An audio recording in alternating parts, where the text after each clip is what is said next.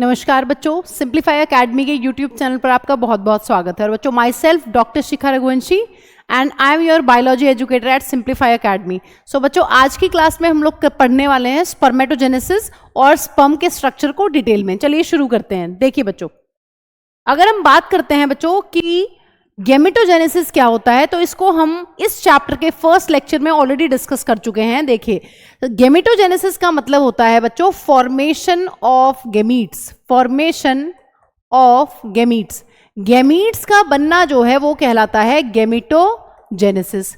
अब गेमेटोजेनेसिस जो है वो दो टाइप का होता है। अगर हम बात करते हैं कि मेल पेरेंट की बॉडी में क्या होता है, तो अगर मेल की बात करते हैं तो मेल के अंदर होता है स्पर्मेटोजेनेसिस। स्पर्मेटोजेनेसिस वर्ड का मतलब है बच्चों फॉर्मेशन ऑफ स्पर्म। स्पर्मा मतलब स्पर्म्स और जेनेसिस मतलब फॉर्मेशन।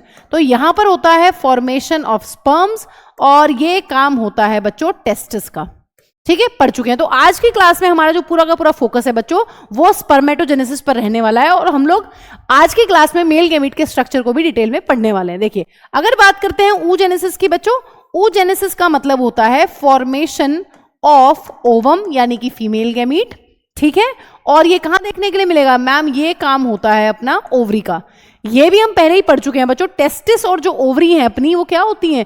टेस्टिस और ओवरी जो है मैम वो है अपने प्राइमरी सेक्स ऑर्गन्स। इन्हीं के अंदर बनने वाले हैं अपने मेल और फीमेल गेमीट्स। ठीक है, चलिए बच्चों फिर शुरू करते हैं आज।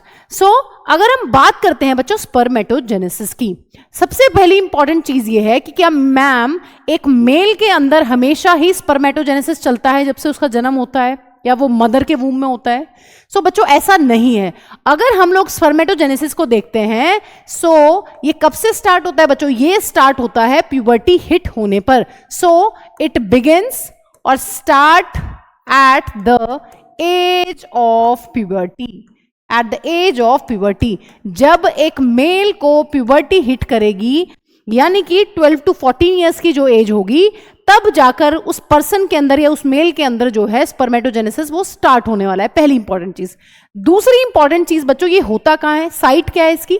स्पर्मेटोजेनेसिस जो होता है it occurs inside the seminiferous tubule. कहां होता है बच्चों? Inside the seminiferous tubules. और सेमिनिफेरस टिब्यूल्स को हम ऑलरेडी पढ़ चुके हैं कि मैम जो सेमिनिफेरस टिब्यूल्स होती हैं वो प्रेजेंट होती हैं अपनी टेस्टिकुलर लोब्यूल्स के अंदर, और टेस्टिकुलर लोब्यूल्स जो हैं वो पार्ट होते हैं अपनी एक टेस्टिस का। ठीक है, टेस्टिस के अंदर क्या थे?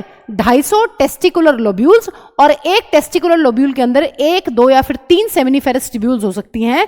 और हमने वहां भी ये चीज डिस्कस की थी कि सेमिनिफेरस टिब्यूल जो है वो अंदर से ऐसे सेल से लाइंड होती है जैसे कि स्पर्मेटोगोनिया सेल्स जो स्पर्म का फॉर्मेशन करते हैं। ठीक है, एक बार बच्चों यहां पर डेफिनेशन लिख लेते हैं कि एग्जैक्टली एग्जाम में लिखना क्या है। लिखिए, it is the process of formation of sperms from किससे बच्चों? from male germ cells। from male germ cells यानी कि बच्चों मेल जर्म सेल्स कौन थी? मेल जर्म सेल्स होती हैं मैम अपनी स्पर्मेटोगोनिया। स्पर्मेटोगोनिया जो है वो है अपनी मेल जर्म सेल्स। तो मेल जर्म सेल्स जो है स्पर्मेटोगोनिया जो है उनसे स्पर्म्स का बनना या फिर स्पर्मेटोजोआ का बनना वो कहलाता है बच्चों क्या? उसको ही बोलते हैं मैम हम लोग स्पर्मेटोजेनेसिस। ठीक है, ये पूरा का पूरा हमें पता होना चाहिए कि कौन किससे कहां से बन रहा है। एनसीईआरटी की लाइंस हैं, लाइंस पे हमें बहुत ज्यादा फोकस करना है। ठीक है, चलिए अब बच्चों डिटेल में पूरा का पूरा स्कीमेटिक रिप्रेजेंटेशन देख लेते हैं कि मैम स्पर्मेटोजेनेसिस में बेसिकली होता क्या है, कौन सी सेल है जो डिप्लॉयड है, कौन सी सेल है जो हैप्लॉयड है, फाइनली स्टार्ट कहां से करते हैं और फाइनली हमें जो प्रोडक्ट है वो क्या मिलता है। देखिए, अगर हम बात करते हैं बच्चों सबसे पहली सेल्स की, तो वो है अपनी मेल जर्म सेल्स।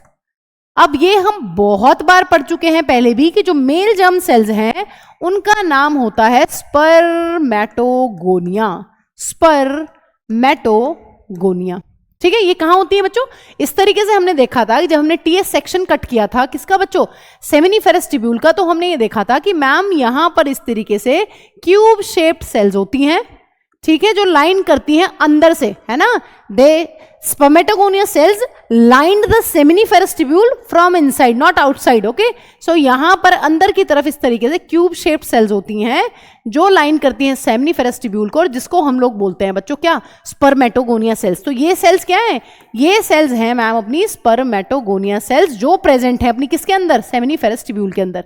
और यहां पर मैम इस तरीके से बड़े बड़े कोलमनार सेल्स भी थे, है ना, कोलमनर सेल्स थे। कौन से सेल्स होती हैं बच्चों, कोलमनर सेल्स मैम होती है पिलर लाइक बड़ी बड़ी सेल्स होती हैं। और ये क्या थी बच्चों, इनका नाम था मैम सर्टोली सेल्स। ये प्रोवाइड करती हैं न्यूट्रिशन। सो हमने अपनी कहानी स्पर्मेटोजेनेसिस की इन सेल से स्टार्ट करनी है, जो है अपने स्पर्मेटोगोनिया। तो देखिए क्या होता है, स्पर्मेटोगोनिया सेल जो है वो बहुत ज्यादा रिपीटेड क्या करती है, माइटोसिस करती है, माइटोसिस। माइटोसिस का जो बेसिक्स है वो हमने 11th क्लास में पढ़ा हुआ है। माइटोसिस में क्या होता है बच्चों, माइटोसिस में हमें पता है कि मैम अगर हम बात करते हैं एक माइटोटिक साइकिल की, तो एक डिप्लॉइड सेल जो होती है वो 2 डिप्लॉइड सेल्स को जन्म देती है ना, पढ़ा हुआ है ना। सो अगर हम बात करते हैं यहां पर बच्चों प्लॉइडी की, तो हमें पता है जो स्पर्मेटोगोनिया सेल्स होती हैं वो डिप्लॉइड सेल्स होती हैं, क्योंकि ह्यूमन बॉडी की सेल है, इनके पास कितने क्रोमोसोम्स होंगे बच्चों, इनके पास है मैम 46 क्रोमोसोम्स। अगर हम बात करते हैं कि मैम यहां पर स्पर्मेटोगोनिया सेल्स ने जो बहुत ज्यादा रिपीटेड माइटोसिस किया है, तो बच्चों माइटोसिस में कौन सी नई सेल बनेगी, स्पर्मेटोगोनिया।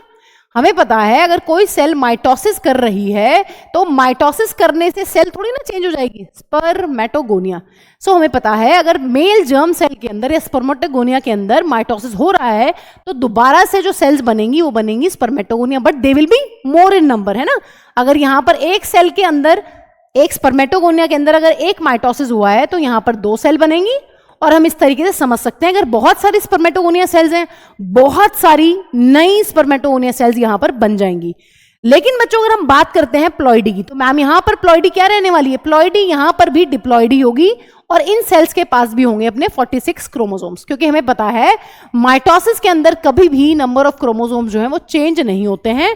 माइटोसिस का मतलब है कि सेल्स का नंबर जो है वो इंक्रीज हो गया है, लेकिन सेल्स जो है वो सेम ही है, ठीक है। अब देखिए, अब बच्चों इनके अंदर से कुछ cells, some of the cells, कुछ सेल्स क्या करती है, वो डिफरेंशिएट करती है। देखिए यहां पर कुछ सेल्स के अंदर हमें देखने के लिए मिलता है डिफरेंशिएशन। बेसिकली डिफरेंशिएशन क्या होता है बच्चों, डिफरेंशिएशन बच्चों एक ऐसा प्रोसेस होता है जिसमें जो सेल्स हैं वो अपना थोड़ा बहुत अपने अंदर चेंजेस लाके, अपने जीन्स के अंदर चेंजेस लाके, थोड़े बहुत चेंजेस लाके वो बेसिकली क्या करती हैं, अपनी मॉर्फोलॉजिकली थोड़ा सा चेंज हो जाती हैं, ठीक है, या इंटरनली थोड़ा सा चेंज हो जाती हैं। तो यहां पर क्या करती हैं, कुछ स्पेसिफिक फंक्शन के लिए बेसिकली क्या करती हैं, डिफरेंशिएशन होता है किसी स्पेसिफिक फंक्शन को परफॉर्म करने के लिए। सो यहां पर सारी की सारी स्पर्मेटोगोनिया सेल्स जो हैं वो डिफरेंशिएट नहीं होती है, कुछ, है ना, यहां पर कुछ some of the spermatogonia cells undergo differentiation and they will form primary spermatocyte, primary spermatocyte, ठीक है।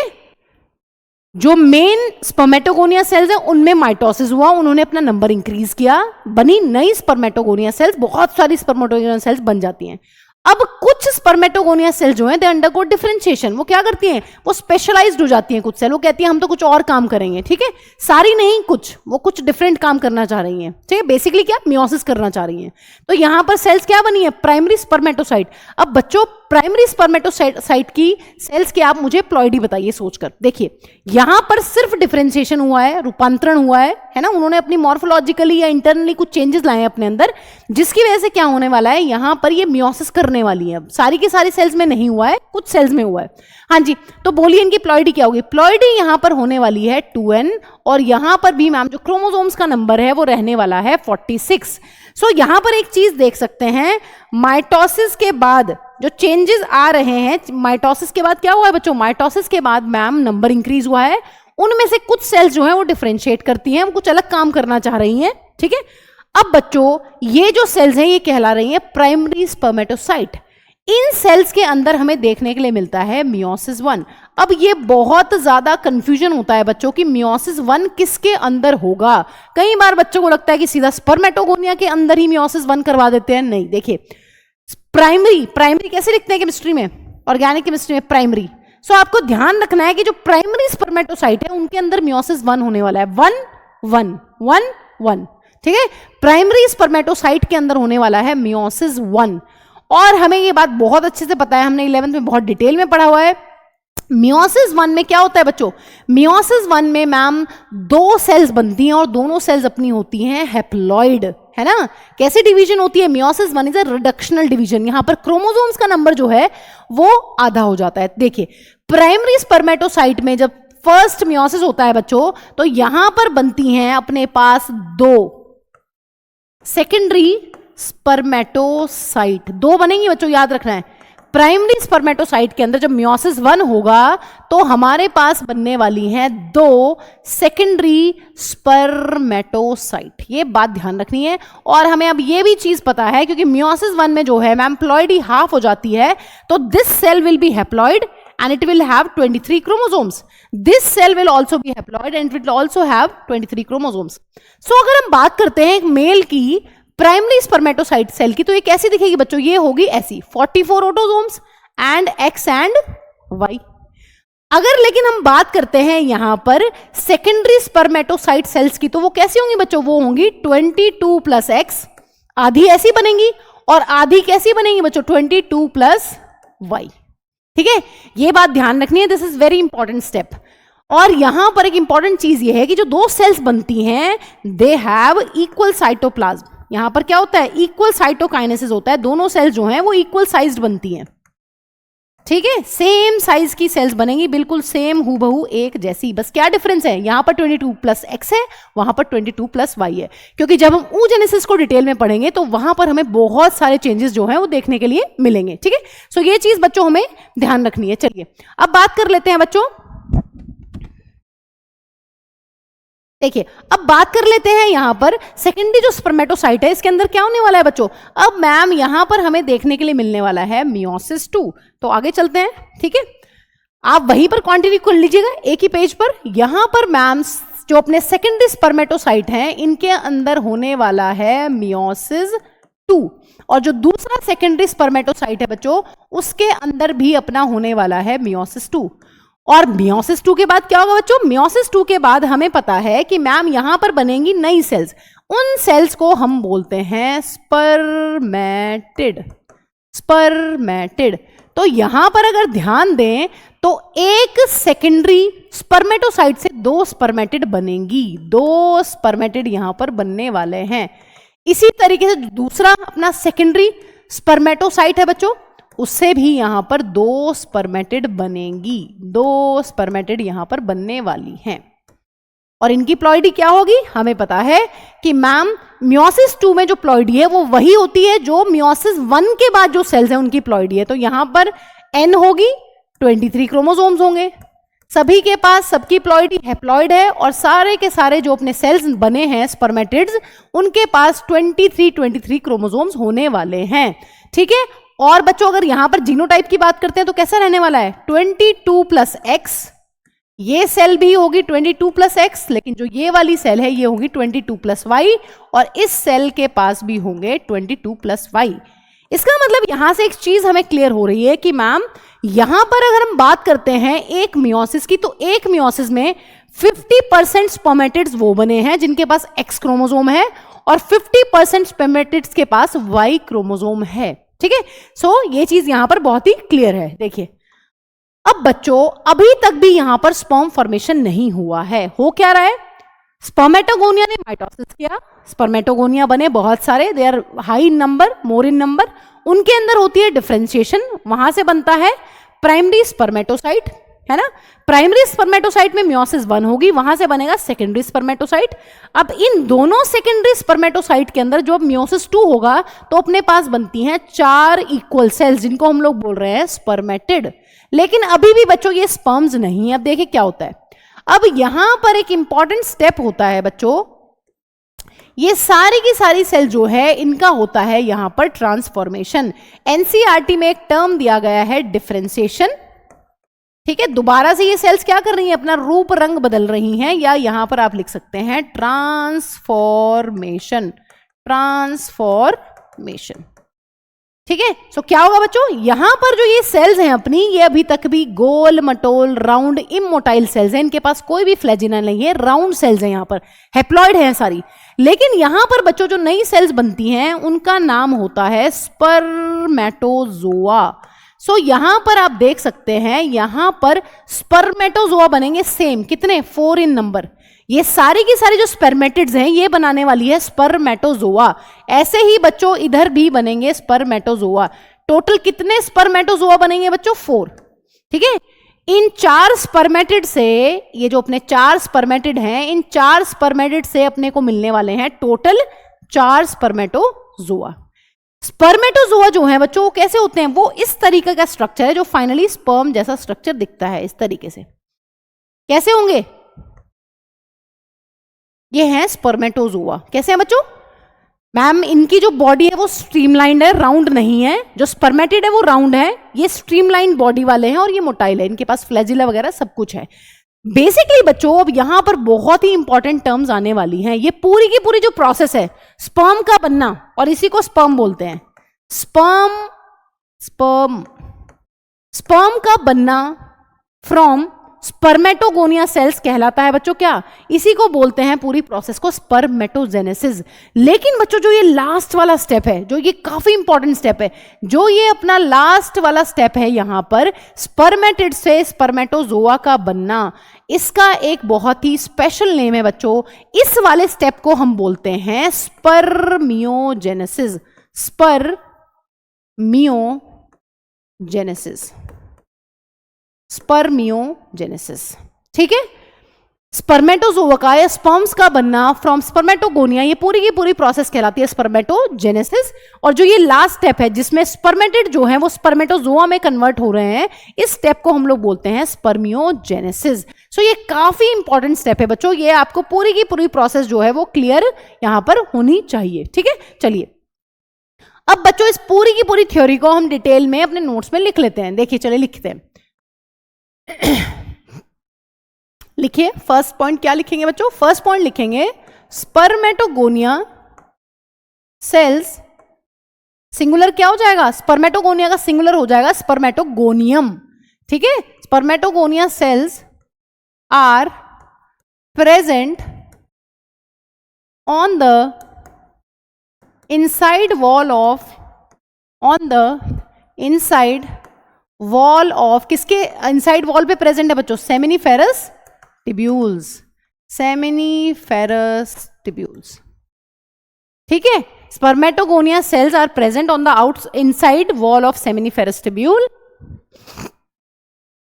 एंड दे अंडरगो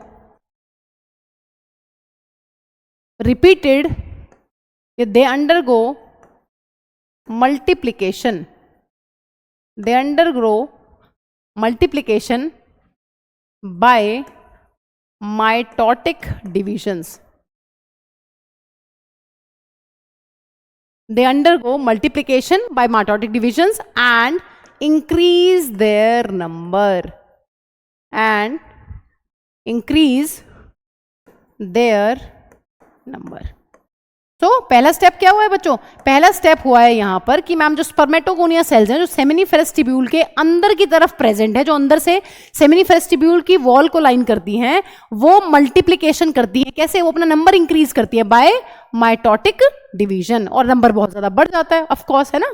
सो दूसरी चीज क्या होगी बच्चों, दूसरी चीज यहां पर अपनी होने वाली है, दूसरा स्टेप क्या होगा, दूसरा स्टेप है यहां पर कि मैम इनमें से कुछ spermatogonia cells, some of the spermatogonia cells called, क्या बोलते हैं बच्चों, कुछ को, कुछ का जो नाम है वो हो जाएगा यहां पर प्राइमरी स्पर्मेटोसाइट, प्राइमरी स्पर्मेटोसाइट, ठीक है। ये क्या करती हैं, periodically undergo meiosis।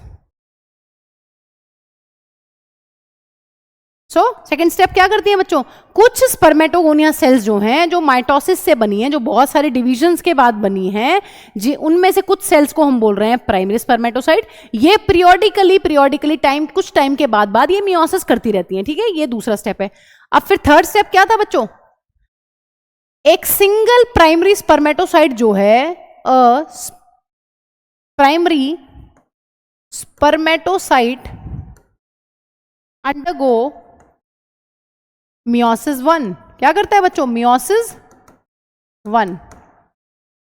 एंड या इसको ऐसे भी लिख सकते हैं हम, मियोसिस 1 के लिए हम लिख सकते हैं थ्योरी में first meiotic division, undergo first meiotic division and form कितने सेल बच्चों? 2 इक्वल हैप्लॉइड, क्या नाम था बच्चों जो सेल्स बनती थी? Secondary spermatocyte, secondary spermatocyte. So primary spermatocyte से 2 इक्वल हैप्लॉइड स्पर्मेटोसाइट्स बनती है। कौन सी स्पर्मेटोसाइट? सेकेंडरी। इसके बाद क्या हुआ था बच्चों? अब हमें पता है कि मैम ये जो दोनों सेकेंडरी स्पर्मेटोसाइट्स हैं, सेकेंडरी स्पर्मेटोसाइट्स, ये क्या करती हैं बच्चों? Undergo second meiotic division, second meiotic division and form कितनी बच्चों? 4 हैप्लॉइड सेल्स। क्या नाम है बच्चों? 4 हैप्लॉइड स्पर्मेटिड्स। ठीक है, बराबर बराबर है, यहां पर इक्वल डिवीजन हो रहा है। साइटोप्लाज्म जो है वो इक्वली डिवाइड हो रहा है मियोसिस 1 के बाद भी और मियोसिस 2 के बाद भी। तो ये बात ध्यान रखनी है। स्पर्मेटोसाइट जो है उनमें बहुत सारा माइटोसिस हुआ, उन्होंने अपना नंबर इंक्रीज किया, उसमें से कुछ स्पर्मेटोसाइट स्पर्मेटोगोनिया सेल्स ने प्राइमरी स्पर्मेटोसाइट में कन्वर्ट हुए और जो प्राइमरी स्पर्मेटोसाइट है उनमें मियोसिस होता है। मियोसिस के बाद वो बनाती हैं सेकेंडरी स्पर्मेटोसाइट, 1 से 2 बनी हैं, इक्वल हैं और हैप्लॉइड हैं। अब अगर हम बात करते हैं दोनों सेकेंडरी स्पर्मेटोसाइट की, वो दोनों जो सेकेंडरी स्पर्मेटोसाइट्स हैं उनमें होता है मियोसिस 2 और मियोसिस 2 के बाद वो बनाती हैं बच्चों 4 हैप्लॉइड स्पर्मेटिड्स। ठीक है, और बच्चों इससे नेक्स्ट स्टेप क्या था? यहां पर last step, spermatids transforms, it differentiates into what? Into spermatozoa, spermatozoa। और इस प्रोसेस को क्या बोल रहे हैं? इस प्रोसेस को बोलते हैं, काफी इंपॉर्टेंट है बच्चों नीट के लिए, process is called as spermiogenesis, spermiogenesis. ठीक है, अब देखिए, अब यहां पर एक बहुत ही इंटरेस्टिंग चीज होती है बच्चों, एक स्टेप है, काफी इंपॉर्टेंट स्टेप है। ठीक है, स्टेप का नाम है स्पर्मिएशन। देखिए क्या होता है, आफ्टर स्पर्मियोजेनेसिस, आफ्टर स्पर्मियोजेनेसिस यानी कि स्पर्मेटोजोआ के फॉर्मेशन के बाद, स्पर्म के फॉर्मेशन के बाद, sperm head becomes embedded in the Sertoli cell, in the Sertoli cell।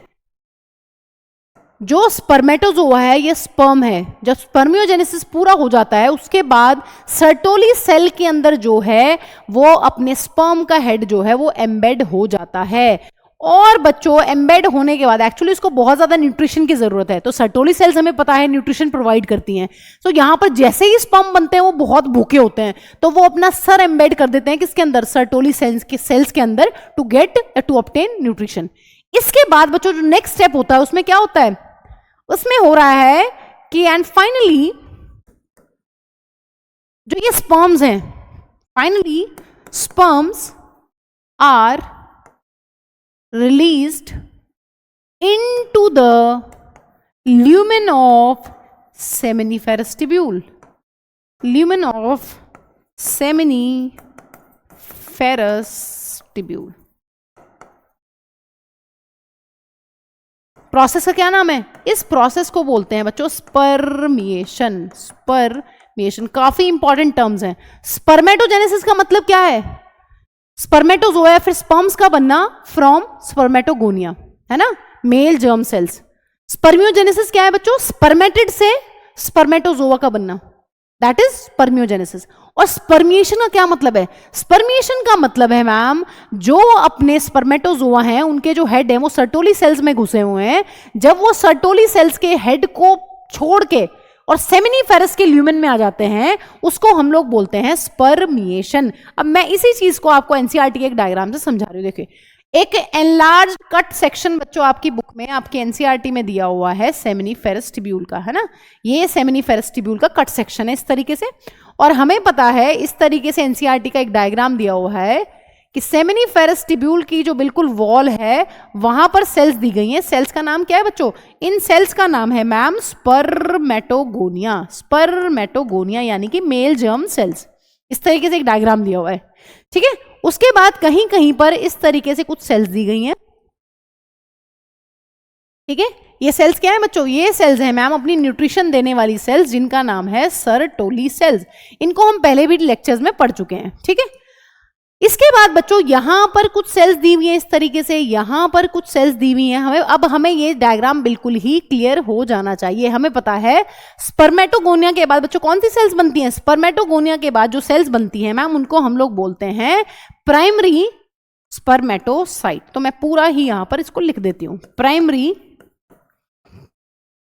Spermatocyte, primary spermatocyte. तो ये वाली सेल्स कौन सी हो गई हैं? Primary spermatocytes. अब इसके बाद यहां पर फिर कुछ सेल्स दी गई हैं इस तरीके से, हाँ जी।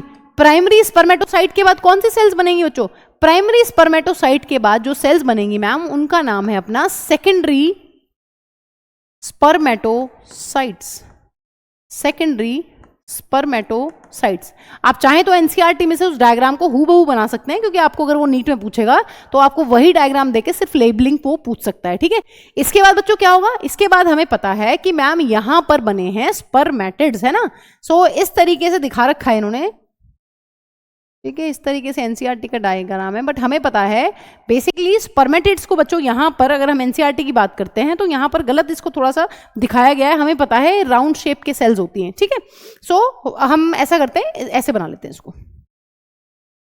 ये है अपने स्पर्मेटिड। अब ये जो स्पर्मेटिड हैं ये किसमें कन्वर्ट होते हैं? फाइनली मैम ये कन्वर्ट होते हैं स्पर्मेटोजोआ के अंदर। तो और हमें ये भी पता है कि मैम ये स्पर्मेटोजोआ जैसे ही बनते हैं उसके बाद ये अपना हेड किसमें एम्बेड कर देते हैं? ये अपना हेड एम्बेड कर देते हैं मैम सर्टोली सेल्स के अंदर। सो ये हैं अपनी बच्चों सर्टोली सेल्स, ठीक है। यहां पर भी सर्टोली सेल्स हैं। सो हम क्या करते हैं, यहां पर ये इनकी हेड को एम्बेड करवा देते हैं सर्टोली सेल्स के अंदर, ठीक है। तो यहां पर इस तरीके से अपनी जो ये फाइनली जो स्पर्मेटोजोआ सेल्स हैं ये अपने हेड को एम्बेड करती हैं किसके अंदर? स्पर्मेटोजोआ। ये अपनी हेड को एम्बेड करती हैं बच्चों इन सर्टोली सेल्स के अंदर टू गेट न्यूट्रिशन। तो एनसीईआरटी का डायग्राम आपको बिल्कुल ही क्लियर होना चाहिए इस तरीके से। अब बच्चों ल्यूमेन कहाँ है? अगर ये सेमिनिफेरस ट्यूब्यूल की वॉल है और ये इनसाइड स्पेस है ना, ये है इनसाइड द वॉल, और यहां पर क्या होगा बच्चों? ये हो जाएगा अपना इंटरस्टिशियल स्पेस, है ना। अगर बात कर लेते हैं थोड़ा सा और डिटेल में, ये क्या होगा? ये होगा इंटरस्टिशियल स्पेस, ठीक है। ये है वॉल, वॉल का अंदर वाला किनारा। हमें पता है जो वॉल है मैम वो अंदर से किससे लाइंड होती है? वो अंदर से लाइंड होती है स्पर्मेटोगोनिया सेल से। और बच्चों ये वाली जो खाली जगह है बीच में, है ना, इसको बोलते हैं ल्यूमेन, ठीक है। ये ल्यूमेन है। सो हो क्या रहा है, यहां से जो अपने स्पर्मेटोजोआ हैं जब वो अपना हेड बाहर निकालते हैं और फाइनली वो पहुंच जाते हैं इस ल्यूमेन के अंदर, इस खाली स्पेस के अंदर, तो उसी चीज को बोल रहे हैं बच्चों स्पर्मिएशन, कि सर्टोली सेल में से अपना हेड को बाहर निकालना और फाइनली ल्यूमेन में पहुंच जाना, उसको हम लोग क्या बोल रहे हैं? उसको बोल रहे हैं स्पर्मिएशन, ठीक है। सो ये डायग्राम और ये पूरी की पूरी स्टोरी आपको अच्छे से यहां पर क्लियर होनी चाहिए। चलिए अब बात कर लेते हैं बच्चों हार्मोन्स का क्या रोल है। देखिए जैसे ही प्यूबर्टी आती है, हमें पता है, हमने ये 11th क्लास में भी पढ़ा हुआ है, एट प्यूबर्टी क्या होता है बच्चों, एक बार मैं आपको एक्सप्लेन कर देती हूँ, फिर हम इसके नोट्स लिख लेंगे। देखिए जैसे ही प्यूबर्टी हिट करती है, हमें पता है कि मैम हाइपोथैलेमस से एक हार्मोन रिलीज होता है जिसका नाम है गोनाडोट्रोपिन रिलीजिंग हार्मोन, जो कि एक हाइपोथैलेमिक हार्मोन है ना। और वो पोर्टल सिस्टम की हेल्प से गोनाडोट्रोपिन रिलीजिंग हार्मोन जो है वो पहुंचता है एंटीरियर पिट्यूटरी के पास। एंटीरियर पिट्यूटरी पे जैसे ही ये हार्मोन एक्ट करता है, क्या होता है बच्चों, वहां से रिलीज होते हैं दो हार्मोन्स। एक का नाम होता है FSH, फॉलिकल स्टिमुलेटिंग हार्मोन, और दूसरे हार्मोन का अपना नाम होता है बच्चों ल्यूटिनाइजिंग हार्मोन, है ना। ये दोनों हार्मोन्स जो हैं, ये दोनों यहां से रिलीज होने वाले हैं। इन दोनों हार्मोन्स को हम लोग बोलते हैं गोनाडोट्रोपिन्स। क्यों? क्योंकि ये दोनों मैम गोनाड्स पर जाकर काम करेंगे। ये दोनों किस पर काम करते हैं? ये दोनों काम करेंगे मेल की टेस्टिस के ऊपर। जो हमारा ल्यूटिनाइजिंग हार्मोन है वो एक्ट करता है लेडिक सेल्स के ऊपर जो इंटरस्टिशियल स्पेस के अंदर पड़े हुए हैं, और जो FSH है बच्चों, ये एक्ट करता है अपना सर्टोली सेल्स के ऊपर जो कि सेमिनस फेरस ट्यूब्यूल के अंदर पड़े हुए हैं। तो इसकी कहानी को हम यहां पर देखते हैं। देखिए, हमें पता है इस तरीके से हाइपोथैलेमस है, यहां पर इस तरीके से एक स्टॉक होती है, 11th क्लास का अगर आपको याद है, और यहां पर ये होती है मैम अपनी एंटीरियर पिट्यूटरी। ये कौन है बच्चों? ये है पोस्टीरियर पिट्यूटरी।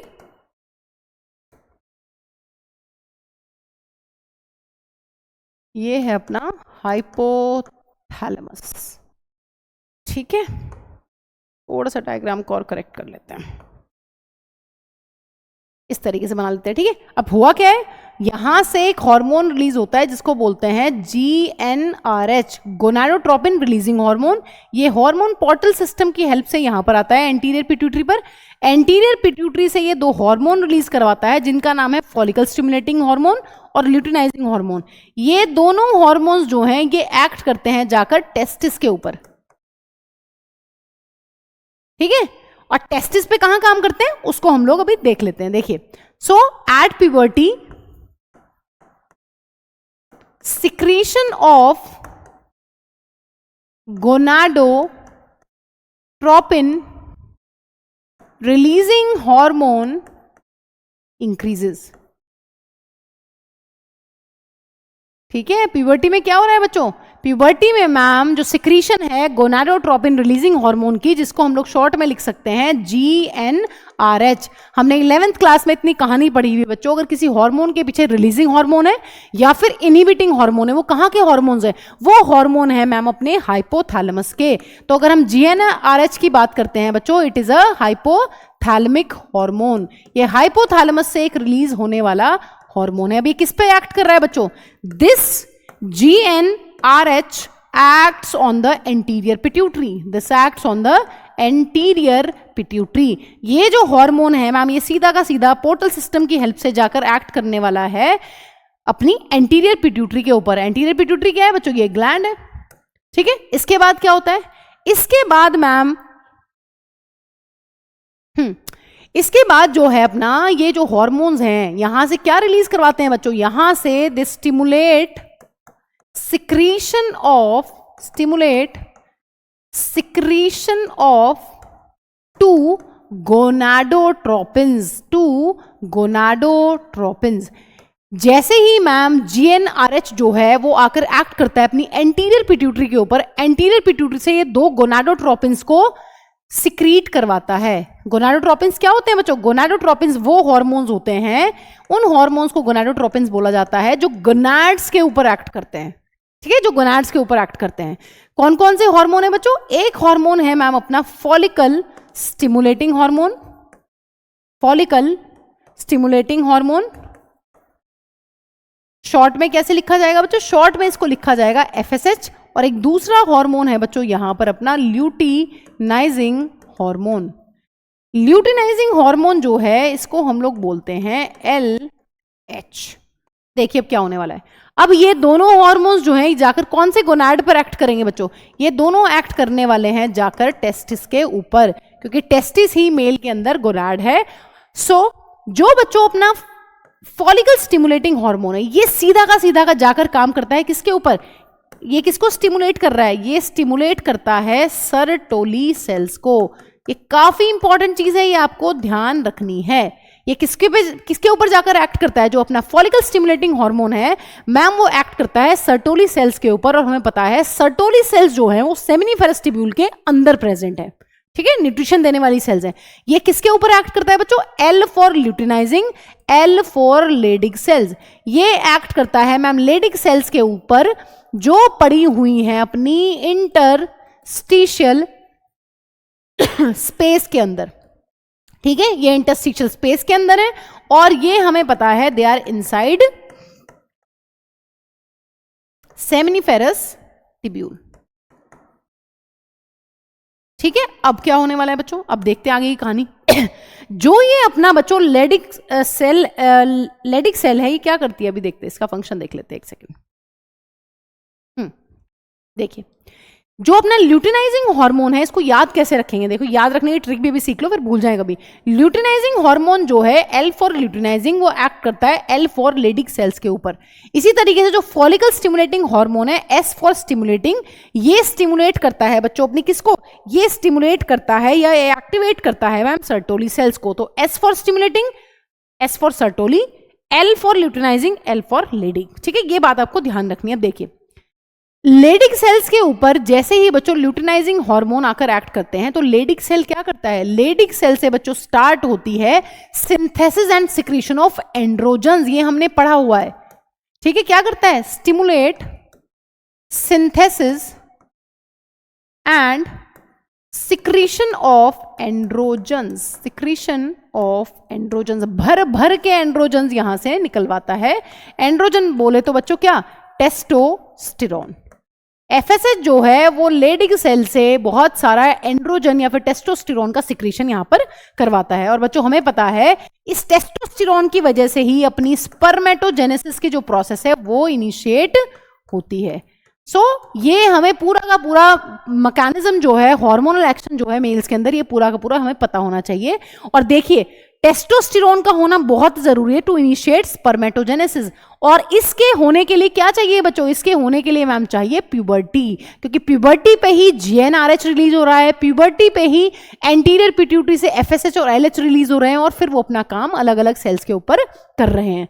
अगर हम बात करते हैं यहां पर बच्चों सर्टोली सेल्स की, मैम ये क्या कर रहे हैं, बेसिकली जो अपने सर्टोली सेल्स हैं बच्चों, ये क्या करते हैं, ये सर्टोली सेल्स अपना करवाते हैं कुछ ऐसे फैक्टर्स को रिलीज, ये सर्टोली सेल्स कुछ ऐसे फैक्टर्स को रिलीज करते हैं जो बच्चों मददगार होते हैं या हेल्पफुल होते हैं in the last step of spermatogenesis, जिसको हम लोग बोल रहे थे स्पर्मियोजेनेसिस। सो यहां पर लिखिए, stimulate release of certain factors. यहां से जो अपनी सर्टोली सेल्स हैं ये कुछ फैक्टर्स रिलीज करती हैं और वो फैक्टर्स काफी काफी काफी इंपॉर्टेंट होते हैं बच्चों टू कंप्लीट स्पर्मियोजेनेसिस। हमें पता है अगर स्पर्मियोजेनेसिस नहीं होगा तो क्या चीज रुक जाएगी बच्चों, अगर स्पर्मियोजेनेसिस नहीं होगा तो मैम स्पर्मेटिड जो है वो कभी भी मोटाइल फॉर्म में नहीं आ पाएंगे। स्पर्मेटिड जो है वो ऐसे के ऐसे ही रह जाने वाले हैं। तो स्पर्मेटिड का स्पर्मेटोजोआ में बनना, एक स्ट्रीमलाइन बॉडी में कन्वर्ट होना, एक मोटाइल फॉर्म में कन्वर्ट होना ही क्या कहलाता है बच्चों, उसी को बोलते हैं मैम स्पर्मियोजेनेसिस। सो यहां पर सर्टोली सेल्स का काफी इंपॉर्टेंट रोल है टू प्रोवाइड न्यूट्रिशन, और न्यूट्रिशन के साथ साथ बच्चों कुछ फैक्टर्स भी रिलीज करवाता है जिन फैक्टर्स की हेल्प से हमारा स्पर्मियोजेनेसिस जो है वो कंप्लीट हो पाता है और स्पर्म जो है वो एक अपनी परफेक्ट मोटाइल फॉर्म में आ पाता है। ठीक है, और हमें पता है कि आगे चलकर एपिडर्मिस वगैरह का भी काफी इंपॉर्टेंट रोल है इसकी फिजियोलॉजिकल मैचुरेशन वगैरह में और मोटिलिटी वगैरह में, बहुत सारे डक्ट्स का भी इंपॉर्टेंट रोल है। बट ये स्टेप का मतलब यही है ना। सो पूरी की पूरी प्रोसेस को इनिशिएट करने के लिए स्पर्मेटोजेनेसिस की हमें चाहिए एंड्रोजन्स, जो कहां से रिलीज हो रहे हैं बच्चों, जो रिलीज हो रहे हैं अपने लेडिक सेल से। लेकिन जो लास्ट स्टेप है उसको कंप्लीट करने के लिए मैम काफी इंपॉर्टेंट है अपने सर्टोली सेल्स, क्योंकि सर्टोली सेल्स ही उन फैक्टर्स को रिलीज करेंगे जो स्पर्मेटिड को अपने स्पर्मेटोजोआ में एक मोटाइल फॉर्म में कन्वर्ट करते हैं। ठीक है, ये चीज हमें यहां पर क्लियर होनी चाहिए। चलिए अब बात कर लेते हैं बच्चों एक स्पर्म के स्ट्रक्चर की। ये तो आसान सा टॉपिक है, इसको तो हम पढ़ लेंगे। ठीक है बाकी उसमें आपको कोई कंफ्यूजन नहीं होना चाहिए कि कहां पर किस फॉर्म को हम क्या बोल रहे हैं। देखिए, अगर हम बात करते हैं एक स्पर्म की जो बॉडी है बच्चों, उसमें बहुत सारे क्या है, उसके अंदर मैम अपने बहुत सारे पार्ट्स हैं। ठीक है, देखिए अगर बात कर रहे हैं स्पर्म की, तो स्पर्म एक कैसा स्ट्रक्चर है, क्या हमें आंखों से दिखता है, नहीं। ये कैसा स्ट्रक्चर है बच्चों, हमें आंखों से तो नहीं दिख पाएगा, ये एक माइक्रोस्कोपिक स्ट्रक्चर है। पहली इंपॉर्टेंट चीज, it is a microscopic structure. दूसरी इंपॉर्टेंट चीज है बच्चों, इसकी जो बॉडी है, कंप्लीट बॉडी, वहां पर कितने पार्ट्स हैं, वहां पर मैम बहुत सारे पार्ट्स हैं। यहां पर हमें देखने के लिए मिलता है हेड, एक नेक, यहां पर हमें देखने के लिए मिलता है मिडल पीस, और यहां पर होती है अपनी एक टेल। ये सारे के सारे पार्ट्स हैं अपनी स्पर्म्स के। अभी ड्रॉ करके देखते हैं। और बच्चों एक इंपॉर्टेंट चीज यहां पर पता होनी चाहिए कि जो प्लाज्मा मेम्ब्रेन है वो पूरा का पूरा बॉडी को स्पर्म की कवर करती है। Plasma membrane covers the whole body of sperm, whole body of sperm. ठीक है, तो चलिए स्पर्म का डायग्राम ड्रॉ कर लेते हैं, नेक्स्ट उस पर कर लेते हैं। चलिए हाँ जी, देखिए स्पर्म की बॉडी में हमें पता है कि मैम इस तरीके से हेड, ये हेड वाला पार्ट है बच्चों पूरा, फिर इस तरीके से एक नेक रीजन होता है, और नेक के बाद यहां पर मैम एक मिडल पीस वाला रीजन होता है, और मिडल पीस के बाद यहां पर होती है एक लंबी सी टेल। जो टेल है बच्चों वो काफी काफी काफी लंबी होती है। ठीक है, सो टेल जो है वो, तो आप मानिए कि पूरी बॉडी में टेल ही जो है वो पूरा पूरा टेल ही टेल है बस, है ना, बहुत बहुत ज्यादा बड़ी है। सो इन पार्ट्स को हम लोग लेबल कर लेते हैं ताकि साथ के साथ हम फिर सारी की सारी थ्योरी को यहां पर लिख पाए। सो इधर लेबल कर लेते हैं। देखिए दिस इज हेड, ये यहां से लेके यहां तक वाला पार्ट कौन सा है बच्चों, ये हेड है। यहां से यहां तक वाला पार्ट ये नेक है, और ये वाला जो पार्ट है ये कहलाता है अपना मिडल पीस, और जो लास्ट वाला पोर्शन है बच्चों ये क्या है, ये पूरा है ना वहां तक, ये है अपना टेल। सो हमें पता चल गया एक स्पर्म की बॉडी में जो है मैम वो 4 पार्ट है, head, neck, middle piece and tail. ठीक है, अब बात कर लेते हैं। देखिए अब हमें पता है ये एक हैप्लॉइड सेल है, तो मैम इसके पास न्यूक्लियस भी होगा, इसके पास क्रोमोसोम्स भी होंगे।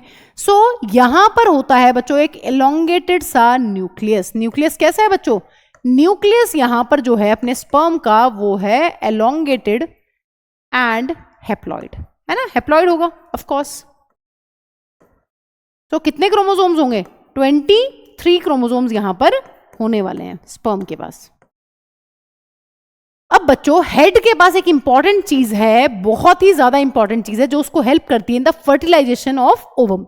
सो यहां पर बेसिकली एक मॉडिफाइड गोल्गी एपरेटस होता है, या गोल्गी बॉडी होती है जिसको हम लोग बोलते हैं एक्रोजोम। एक्रोजोम के अंदर बेसिकली बच्चों पहली इंपॉर्टेंट चीज तो ये है, एक्रोजोम प्रेजेंट कहां है, it is present at the anterior end of the sperm या हेड। ठीक है, और न्यूक्लियस के भी एंटीरियरली ये प्रेजेंट है, और इसके अंदर भरे होते हैं बहुत सारे एंजाइम्स। इसका मतलब मैम एक स्पर्म के हेड रीजन में 2 चीजें हैं हमारे पास। कौन कौन सी 2 चीजें हैं बच्चों, एक तो है न्यूक्लियस जिसके अंदर है क्रोमोसोम्स, और दूसरा होता है एक्रोजोम। एक्रोजोम बेसिकली एक मॉडिफाइड गोल्गी एपरेटस है बच्चों, जिसके अंदर बहुत सारे एंजाइम्स होते हैं जो उसको फर्टिलाइजेशन ऑफ ओवम में हेल्प करते हैं। सो हम साथ के साथ बच्चों इनके बारे में कुछ पॉइंट्स भी यहां पर नोट कर लेते हैं। ठीक है, देखिए एक्रोजोम क्या है, फर्स्ट इंपॉर्टेंट चीज ये है, acrosome is a cap like structure. Acrosome क्या है बच्चों, acrosome is a cap like structure, और ये है मॉडिफाइड गोल्गी एपरेटस। ठीक है, इसके पास क्या होते हैं, it contains enzymes that helps in the fertilization of ovum, that helps in the fertilization of ovum. So हमें पता है एक स्पर्म जब एक ओवम के अंदर एंटर करता है तो उसको बहुत सारी लेयर्स को पेनिट्रेट करते हुए जाना पड़ता है ना, तो यहां पर बहुत सारे एंजाइम्स हैं जो स्पर्म को हेल्प करने वाले हैं टू पेनिट्रेट द ओवम। ठीक है, ये इंपॉर्टेंट चीज है बच्चों, यहां पर हमने नोट कर लिया है। तो एक्रोजोम हो गया है हेड के पास, और न्यूक्लियस यहां पर हो गया है, न्यूक्लियस के अंदर क्रोमोसोम्स है। अगर हम बात करते हैं बच्चों नेक की, तो नेक के पास यहां पर हमें देखने के लिए मिलते हैं सेंट्रियोल। एक सेंट्रियोल होता है प्रॉक्सिमल जो न्यूक्लियस के पास होता है, बट हमें उसका कुछ नहीं करना है, हमें मतलब है यहां पर इस दूसरे सेंट्रियोल से जो डिस्टल सेंट्रियोल है। डिस्टल सेंट्रियोल का मतलब है कि ये दूर है किससे बच्चों, प्रॉक्सिमल मतलब पास, डिस्टल मतलब दूर। सो ये वाला जो अपना सेंट्रियोल है ये दूर है किसके, न्यूक्लियस के, और यहां पर जो इसमें माइक्रोट्यूब्यूल्स की अरेंजमेंट होती है वो होती है 9+0, ये हम पढ़ चुके हैं। 9+0 का मतलब होता है जो मैम माइक्रोट्यूब्यूल्स होते हैं, 9 क्या है, 9 का मतलब है वहां पर होने वाले ट्रिपलेट्स, है ना। माइक्रोट्यूब्यूल्स के जो ट्रिपलेट्स है इस तरीके से, ये माइक्रोट्यूब्यूल्स के इस तरीके से ट्रिपलेट हमें 9 बार देखने के लिए मिलने वाले हैं। तो 9+0 अरेंजमेंट देखने के लिए मिलती है इस डिस्टल सेंट्रियोल के अंदर। अब यहीं से बच्चों स्टार्ट होती है एक फ्लैजिला की कहानी, है ना। हमें पता है क्या बोलते हैं, बेसल बॉडी और एक्सोनीम, अगर आपको याद है ना। सो यहां पर जो ये डिस्टल सेंट्रियोल है बच्चों, बेसिकली ये क्या करता है, it forms basal body of the flagella, it forms basal body of flagella. ये सब हमने 11th क्लास में पढ़ा हुआ है। सो फ्लैजिलम की जो बेसल बॉडी है वो डिस्टल सेंट्रियोल बनाता है, और यहां पर ये पूरा का पूरा पार्ट है अपना एक्सोनीम। और एक्सोनीम के अंदर हमें पता है क्या अरेंजमेंट होती है बच्चों, एक्सोनीम के अंदर जो अरेंजमेंट होती है मैम वो होती है 9+2 एरे, है ना, 9+2 एरे हमें देखने के लिए मिलता है। सो ये सारी की बातें आपको क्लियर होनी चाहिए, ठीक है। 11th क्लास में बहुत सारी बातें यहां पर हमने पढ़ी हुई हैं, लेकिन बच्चों अगर हम बात करते हैं इस मिडिल पीस की, मिडिल पीस के पास क्या क्या है, देखिए मिडिल पीस के पास होते हैं बच्चों बहुत सारे माइटोकॉन्ड्रिया, और माइटोकॉन्ड्रिया जो है वो कम स्पेस में बहुत सारे माइटोकॉन्ड्रिया जो है वो अरेंज्ड होते हैं।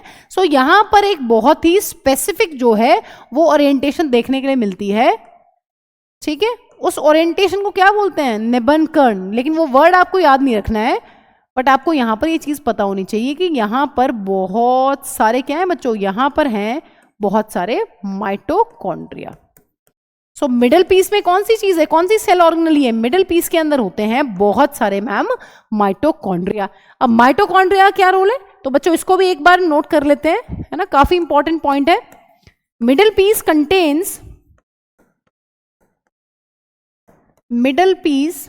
कंटेन्स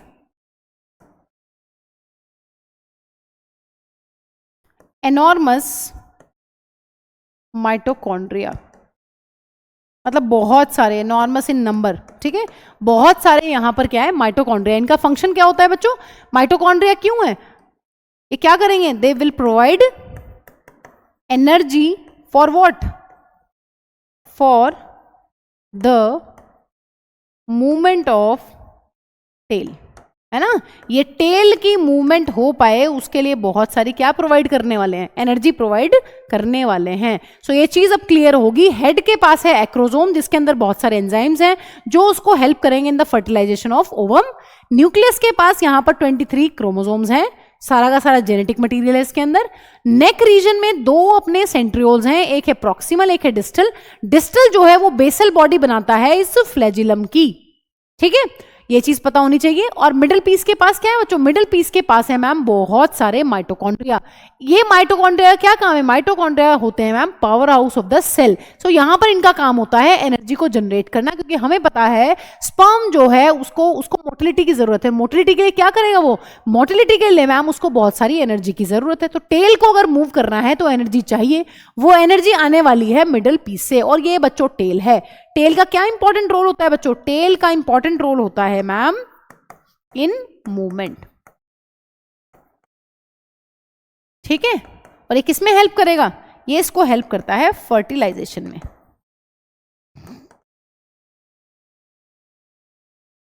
है ना।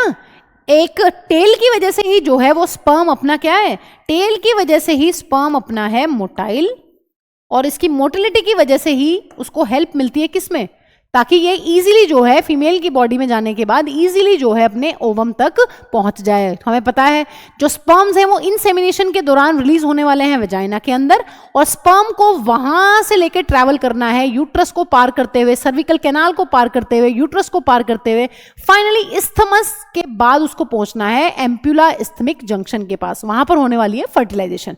सो काफी ज्यादा दूर जाना है, चलना है, उसको मूवमेंट करनी है, इसलिए यहां पर टेल बहुत जरूरी या इंपॉर्टेंट रोल प्ले कर रहा है, ठीक है बच्चों। चलिए अब बात कर लेते हैं बच्चों एक इंपॉर्टेंट चीज की जो एनसीईआरटी में आपकी गिवन है। एनसीईआरटी में ये दी हुई है कि एक नॉर्मल फर्टिलिटी किसको बोलते हैं, मतलब किन केसेस में यहां पर कंफर्म है कि एक नॉर्मल फर्टिलिटी होने वाली है। हमने एक चीज पहले भी पढ़ी हुई है कि एक सिंगल इजैकुलेशन में जब मेल जो है वो फीमेल की बॉडी के अंदर स्पर्म्स को इंसेमिनेट करता है, सो एक इजैकुलेशन के अंदर कितने स्पर्म्स रिलीज होते हैं बच्चों, 2 to 3 ml तो सीमेन रिलीज होता है मैम फीमेल की बॉडी के अंदर, और 200 से 300 मिलियन स्पर्म्स रिलीज होते हैं। 200 से 300 मिलियन स्पर्म्स जो हैं वो एक इजैकुलेशन के अंदर फीमेल की बॉडी में आने वाले हैं। अब यहां पर अगर हम ये पढ़ना चाह रहे हैं कि एक नॉर्मल फर्टिलिटी हम किसको बोलेंगे, कब चांसेस हैं कि एक फीमेल जो है वो मोस्ट प्रोबेबली फर्टाइल हो ही जाएगी, है ना, फर्टिलाइजेशन वहां पर ओवम का हो ही जाएगा। तो यहां पर दो इंपॉर्टेंट चीजें एनसीईआरटी में दी हुई हैं। इतने स्पर्म्स जो एक सिंगल इजैकुलेशन में एक फीमेल की बॉडी में जा रहे हैं, जिनको हम बोल रहे हैं 200 to 300 मिलियन स्पर्म्स। तो बच्चों इन स्पर्म्स में से जो 60% स्पर्म्स हैं, they should have normal shape and size. अगर 60% स्पर्म्स जो हैं उनके पास नॉर्मल शेप एंड साइज होगा, मतलब प्रॉपर एक हेड होगा, नेक होगी, टेल होगी और एक मिडल पीस होगा। कई बार क्या होता है मिडल पीस नहीं है, मान लीजिए किसी स्पर्म के पास 2 पूंछ है, या स्पर्म जो है वो अच्छे से मोटाइल नहीं है, या पूंछ है ही नहीं, है ना, या टेल है ही नहीं, तो क्या होगा, वो स्पर्म्स जो है वो हेल्दी स्पर्म्स में नहीं काउंट होते हैं। इसका मतलब ये जो इतने स्पर्म्स हैं, इनके 60% स्पर्म्स जो है उनके पास नॉर्मल शेप एंड साइज होना चाहिए। और बच्चों इन टोटल स्पर्म्स में से 40% स्पर्म्स ऐसे होने चाहिए जिनके पास हो विगरस मोटिलिटी। तो ये काफी एक इंपॉर्टेंट चीज है यहां पर। अब देखिए 200 से 300 मिलियन स्पर्म्स का 60% नॉर्मल शेप एंड साइज होना चाहिए, नॉर्मल। अब इन्हीं टोटल में से 200 और 300 मिलियन स्पर्म्स के टोटल में से जो 40% है उनके पास फास्ट मोटिलिटी होनी चाहिए, यानी कि विगरस मोटिलिटी होनी चाहिए। अगर जो स्पर्म्स हैं वो अपने मोटाइल नहीं होंगे तो बहुत दिक्कत आने वाली है, वो फीमेल के एम्पुला इस्थमिक जंक्शंस तक पहुंच ही नहीं पाएंगे। सो ये जो नंबर है 60 और 40% ये टोटल में से है, ठीक है, ये 60% भी इस टोटल में से है और ये 40% भी इस टोटल का ही है, ठीक है। सो इतनी बातें बच्चों इस लेक्चर में हमें ध्यान रखनी है। चलिए अब मिलते हैं अपने नेक्स्ट लेक्चर में, जिसमें हम लोग पढ़ने वाले हैं oogenesis के बारे में, ठीक है। थैंक्स।